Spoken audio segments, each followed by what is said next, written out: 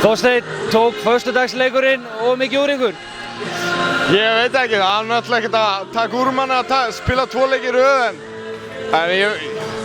þetta var bara, við vorum ekki að finna okkur nógu vel í þessu leik og þeir voru bara að spila hörku vel þannig að þeir fundu svör við öllu sem við vorum að reyna að gera þannig að svona fór þetta bara núna.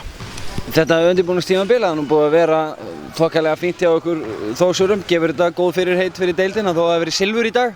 Já, klárlega. Ég meina, allir eru með sjálfstraustið í liðinu og þetta er bara flott að byrja svona prísísoni. Þá bara heldur maður áfram á þessu stigi og aðeins herra og bara kemur þetta allt.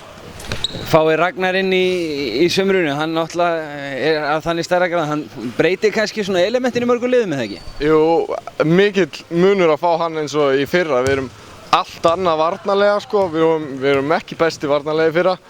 Frákastalega líka, þetta er bara, við þurfum núna bara, hann er náttúrulega búinn að vera í landsliðsdæmi og ekki búinn að æfa neitt eiginlega með okkur, þannig að við þurfum að svona smetla þessu saman. Við kunnum eiginlega ekki að spila með stórum manni því að við erum ekki búinn að æfa með neitt stóran manni í allt sumar, þannig að þetta er allt að koma bara. Gangi ykkur vel í framhaldinu. Takk fyrir.